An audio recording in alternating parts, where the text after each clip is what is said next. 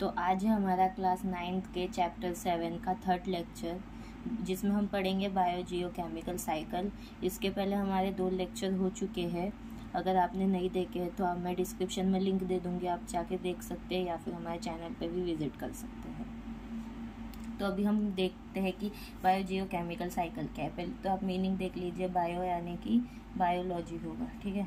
Biology, इसमें क्या आएंगे? लिविंग बींग्स आएंगे, लिविंग बींग्स, ठीक है। अभी जियो में क्या आएगा? जियोग्राफी, ज्योग्राफी, जिसमें कि आ जाएगा हमारा लैंड, सॉइल, ठीक है, एयर, वाटर, ये सब जो कि इन्वायरमेंट में होते हैं। और केमिकल साइकिल में आ जाएगा हमारा न्यूट्रिएंट्स, ठीक है। न्यूट्रिएंट्स आ जाएंगे जिसमें कि होते हैं नाइट्रोजन, कार्बन और फॉस्फोरस, ठीक है। ये सब हो गया हमारा बायो जियो केमिकल साइकिल। अभी इन तीनों का जब साइकिल बनता है, ठीक है, ये तीनों जब आपस में मिलते हैं तो एक साइकिल क्रिएट होती है जिसको बायो जियो केमिकल साइकिल कहते हैं।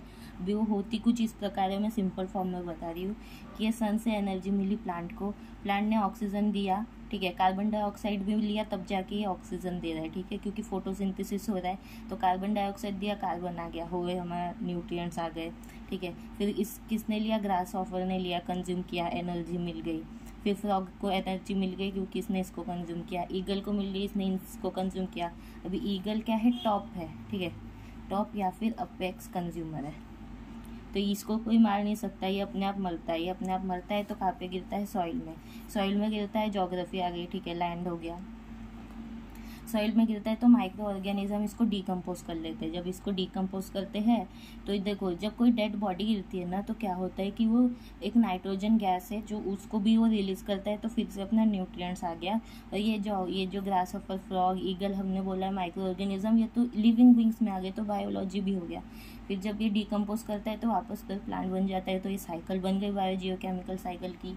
और बायो जियो केमिकल साइकिल भी हो गया, लिविंग बींग्स भी आ गए इसमें, लैंड, सॉइल, वाटर भी आ गया, क्योंकि सॉइल में गिरा ना, हवा के माध्यम से भी होता है ये, क्योंकि नाइट्रोजन गैस वगैरह ये कैसे जाएंगी? एयर से ही तो जाएंगी। फिर वाटर बॉडीज में भी ये सब प्रेजेंट होते हैं, नाइट्रोजन वगैरह। तो ऐसे करके एक साइकिल बनती है बायो जियो केमिकल साइकिल। ये मैंने सिंपल फॉर्म में बताया क्योंकि आपको सिंपल ही दिया है। अभी देखो, बायो जियो केमिकल के जो है ना टाइप्स भी होते हैं। बायो जियो केमिकल साइकिल जो है इसका क्या टाइप है? एक है गैसियस और एक है सेडिमेंट्री। गैसियस यानी कि abiotic gases present in earth atmosphere, जैसे कि nitrogen, oxygen, carbon dioxide and water vapour, ठीक है। गैसियस साइकिल मतलब कि जो हमारे अबायोटिक गैसेस जो प्रेजेंट होते हैं, देखो गैसेस अबायोटिक होते हैं और वो एटमॉस्फेयर में घूमते रहते हैं, ठीक है, उनकी भी एक साइकिल बनती है।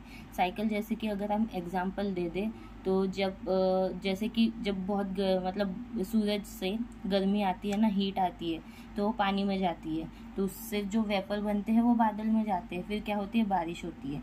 तो वेपर ये हो गया गैस, क्योंकि वेपर के फॉर्म में गया है ना, वाटर वेपर के फॉर्म में बादल में, तो बारिश हुई।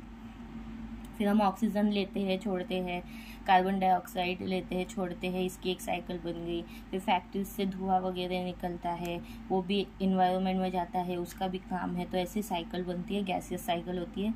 सेडिमेंट्री में क्या है? Abiotic nutrients found in soil, rocks etcetera, soil components like iron, calcium और फॉस्फोरस। यानी कि अबायोटिक न्यूट्रिएंट जो कि क्या मिट्टी या फिर कोई पत्थर में मिलते हैं, अबायोटिक कंपोनेंट जैसे कि आयरन, कैल्शियम, सॉइल, उसको सेडिमेंट्री साइकिल बोलते हैं। और एक बात, जो गैसेस साइकिल है ना वो फास्टर है सेडिमेंट्री से, ठीक है, क्योंकि गैस जो है वो बहुत ही फास्ट रिएक्ट होती है, ठीक है, बहुत ही फास्ट काम करती है। अभी हम पढ़ रहे हो तो हम सांस तो कंटिन्यू लेते जा रहे हैं ना, तो साइकिल ही है एक। तो ये गैसियस हो गई। तो गैसियस साइकिल जो है फास्टर है सेडिमेंट्री से। अभी यहाँ पे कार्बन साइकिल, ठीक है। कार्बन साइकिल क्या कि देखो, कार्बन साइकिल में ये है कि only 3% carbon dioxide present in the atmosphere, यानी कि एटमॉस्फेयर में सिर्फ 0.3% कार्बन डाइऑक्साइड प्रेजेंट है। The carbon cycle is one of the important bio Jio chemical cycle, ठीक है। कार्बन क्या है? एक मोस्ट इम्पॉर्टेंट केमिकल है बायो जियो केमिकल साइकिल का, न्यूट्रिएंट है वो, क्योंकि अभी हमने देखा कि हम ऑक्सीजन लेते हैं और कार्बन डाइऑक्साइड रिलीज करते हैं, जिससे कि प्लांट अपना फूड बनाता है, ठीक है, प्लांट एनर्जी देता है। Abiotic carbon atoms are circulated and recycle into biotic form के जो अबायोटिक जो कार्बन एटम्स है वो रिसाइकल होते हैं और बायोटिक फॉर्म में कन्वर्ट होते हैं, ठीक है, मेनली थ्रू फोटोसिंथेसिस और रेस्पिरेशन से जो है अबायोटिक कार्बन बायोटिक में जाते हैं। अभी कैसे, देखो ये एक डायग्राम है छोटी सी, तो ये क्या कर रहा है, फैक्ट्री है ये, ठीक है, इससे क्या निकल रहा है, कार्बन निकल रहा है। ये एनिमल है, ये रेस्पिरेशन कर रहा है, तो क्या इससे भी कार्बन निकल रहा है। अभी कार्बन कौन लेगा ना, प्लांट लेगा, फिर वो फोटोसिंथेसिस करेगा और ऑक्सीजन हमको दे देगा, ठीक है, ऑक्सीजन दे देगा। तो यही हो गई एक छोटी सी कार्बन साइकिल की। इसमें यही होता है कि ऑक्सीजन लेना और कार्बन डाइऑक्साइड देना है। अभी यहाँ पे मेन प्रोसेस दिया है कार्बन साइकिल का, जैसे कि कार्बन डाइऑक्साइड और वाटर, ठीक है, इन कार्बन डाइऑक्साइड जब मिलते हैं और उनमें सनलाइट पड़ती है और क्लोरोफाइल होता है। अभी क्लोरोफाइल क्या है, देखो क्लोरोफाइल क्या पे मिलता है, पहले तो जो हमारा प्लांट होता है उसके जो लीव्स होते हैं उसमें टिश्यू होते हैं, ठीक है, उस टिश्यू में क्लोरोफाइल होता है। तो इसके प्रेजेंट में और सनलाइट से क्या बनता है, यहाँ पे ग्लूकोज बनता है, ग्लूकोज और वाटर बनता है, और जो ऑक्सीजन है वो हवा में चले जाता है। फिर ये ग्लूकोज कोई ना कोई तो कंज्यूम करेगा ही, तो जब ये ग्लूकोज कंज्यूम करता है तो इसको ऑक्सीजन मिलती है।